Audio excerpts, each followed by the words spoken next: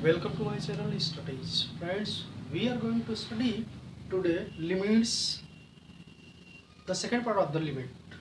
Second part हम लोग आज पढ़ने जा रहे हैं। फर्स्ट पार्ट में हम पढ़ चुके हैं कि लिमिट क्या होता है और कहाँ यूटिलाइजेशन होता है इसका, किस तरीके से लिमिट को फाइंड आउट करते हैं, और we can check also that there is limit exist और नॉट। हम ये भी चेक कर सकते हैं कि जो लिमिट है वो एग्जिस्ट कर रहा है या नहीं। तो ये प्रीवियस वीडियो में हम लोग देख चुके हैं। इसको और मोर इन्फॉर्मेटिव एंड कुछ और एक्सटर्नलाइज के लिए हम different functions like rational functions, trigonometry functions and Singham functions का भी लिमिट के कुछ एग्जांपल्स हम लोग देखेंगे।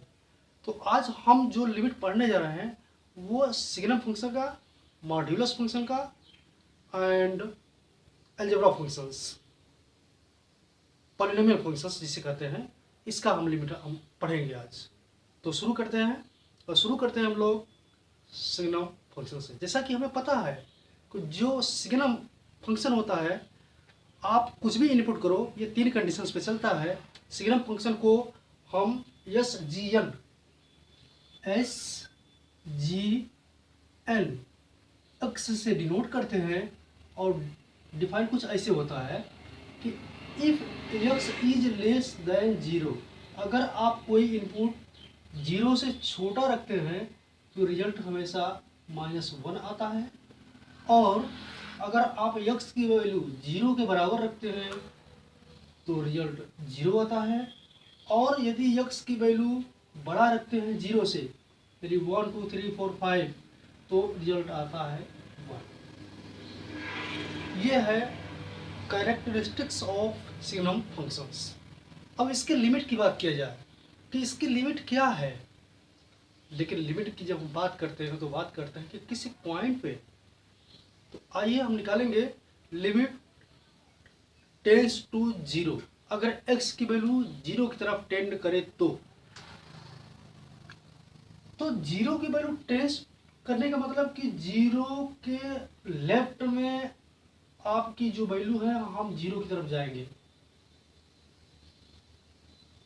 और राइट से 0 की तरफ आएंगे। ये होता है LHS और ये होता है RHS। तो 0 की तरफ टेंड्स करने का मतलब क्या कि 0 से कुछ कम होगा, यानी 0 -h, और 0 से कुछ अधिक होगा यानी 0 +h। अब ये कहना कि इसमें h कहाँ से आ गया, h क्या चीज़ है। एक्चुअली जब हम लिमिट की बात करते हैं तो हम बात करते हैं एग्जैक्टली उसके तरफ अप्रोच करने की, न कि वो एग्जैक्ट वैल्यू। तो इस केस में यहाँ पे जो h है, it is the very small amount which is going to be 0। बहुत छोटा वैल्यू जो 0 के लगभग अप्रोक्स होना चाहिए, 0 के बराबर होना चाहिए। अब जैसे मान लो कि अगर टेंस टू 2 होता तो 2 - h एंड 2 + h होता। तो यहाँ पे h की वैल्यू हम क्या रखें, h की वैल्यू बहुत छोटी, कितना छोटी, तो हम क्या करते हैं कि h टेंस टू 0, यानी h 0 की तरफ जा रहा है, जितना छोटा से छोटा रख सकते हो रखो। इसमें भी h टेंस टू 0, यानी h को जितना छोटा रखा जा सकता है आप उसको रखिए। तो ये सिंबल होता है कि h is approaching to the 0 and h is approaching to the 0। तो इस केस में हम देखते हैं कि अगर इस सिग्नम फंक्शन है, सिग्नम फंक्शन में हम LHS में आते हैं, तो हमने क्या देखा कि 0 से अगर थोड़ी सी भी वैल्यू अगर छोटी होती है तो वो नेगेटिव आएगी। और यहाँ पर फंक्शन से डिफाइंड है कि if x is less than 0, you can write here if x is less than 0 then the answer is -1। इस केस में हम यहाँ पर ये देखते हैं कि if x is less than 0, 0 तो होना नहीं है, उससे कम ही होना है। इसका मतलब कि वो वैल्यू नेगेटिव ही होगा कुछ इस तरीके से, तो जिसका रिजल्ट आपका आएगा -1। अब यहाँ पर ये है 0 नहीं हो रहा है। अब यहाँ पर ये है कि if x is greater than 0, अगर हम 0.0000000000 जितना छोटा हो सके वैल्यू को रखें इसमें 0 प्लस h में, तो यहाँ पर हम ये देखते हैं कि वो पॉजिटिव वैल्यू होती है, यानी 0 से कुछ न कुछ तो बड़ा होगा ही। तो उस केस में जो उसका आउटपुट आ रहा है फंक्शन का, ये 1 आ रहा है। तो लेफ्ट जो आ रहा है वो -1 और जो राइट आ रहा है वो 1, ये दोनों इक्वल नहीं है।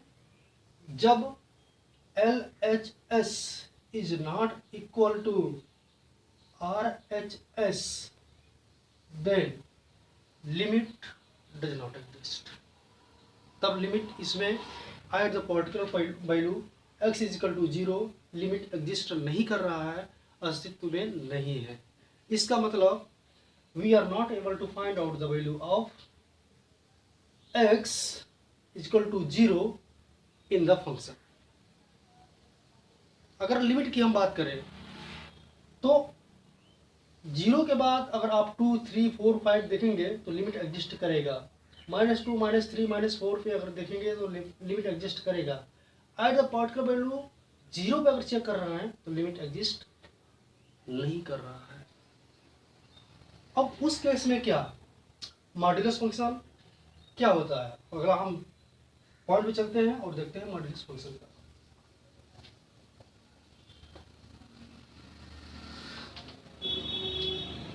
ये जो मॉड्यूलस फंक्शन होता है, जिसे शॉर्ट में इस तरीके से मॉड लिखते हैं, हम किसी फंक्शन का मॉड लिख सकते हैं, क्योंकि हमें कभी कभी ऐसा जरूरत होता है एक ऐसा फंक्शन बनाने की जो मॉड्यूलस आए। मॉड्यूलस मतलब कि वो फंक्शन हमेशा एब्सोल्यूट वैल्यू देगा। एब्सोल्यूट वैल्यू मतलब it will be neither positive not negative, केवल वैल्यू होगा, वैल्यू होगा, वैल्यू होगा। सपोज दैट आपने कोई कैलकुलेशन किया, कैलकुलेशन में एग्जैक्ट वैल्यू था उसका 5 kg और किसी ने मेजरमेंट किया 4.9 kg और किसी ने किया 5.1 kg। तो यहाँ पर दोनों ने एरर किया। इससे मतलब नहीं है कि वो माइनस है कि प्लस है, एरर है, कम या अधिक है। तो यहाँ पर माइनस प्लस से हम लोग कोई मतलब नहीं रखते हैं। तो इस तरह के प्रॉब्लम को मॉड्यूलस फंक्शन में डाल देते हैं, जो मॉड्यूलस फंक्शंस एब्सोल्यूट वैल्यू को देती है। तो अब हम ये देखते हैं कि मॉड्यूलस फंक्शंस के लिमिट्स में अगर जैसे सपोज दैट इस फंक्शन को ये मॉड्यूलस में डाल दें तो क्या हो, आइए देखते हैं। अभी तो limit at x equal to 0 पे एग्जिस्ट नहीं कर रहा था। अब हम क्या करेंगे कि इस फंक्शन को मॉड्यूलस में डाल देंगे। तो मॉड्यूलस में डालने का मतलब देखते हैं।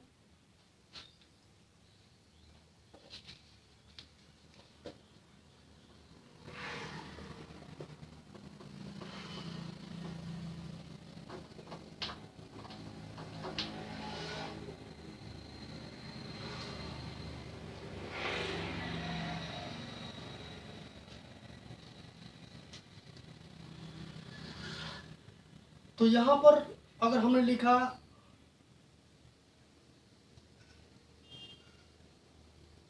SGN(x) मॉड ऑफ SGN(x), इसका मतलब कि ये पूरी की पूरी वैल्यू आपकी मॉड में आ गई, यानी जो रिजल्ट आएगा हमेशा पॉजिटिव ही आएगा, नेगेटिव नहीं आएगा।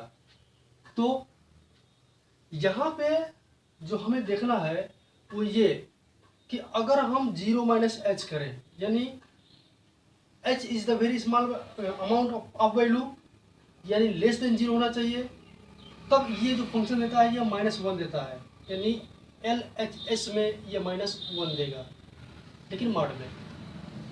और 0 + h का मतलब कि h से थोड़ा सा ही अधिक वैल्यू होनी चाहिए, तो वो उस केस में 1 देगा। ये था RHS। जब मॉड्यूलस निकालेंगे तो इसका भी 1 और इसका भी 1। तो इसी फंक्शन का मॉड्यूलस में लिमिट एग्जिस्ट कर रहा है एट x इक्वल टू 0। लेकिन अगर हम मॉड्यूलस को हटा दें, केवल हम सिंगल फंक्शन की बात करें, तो इसमें लिमिट एग्जिस्ट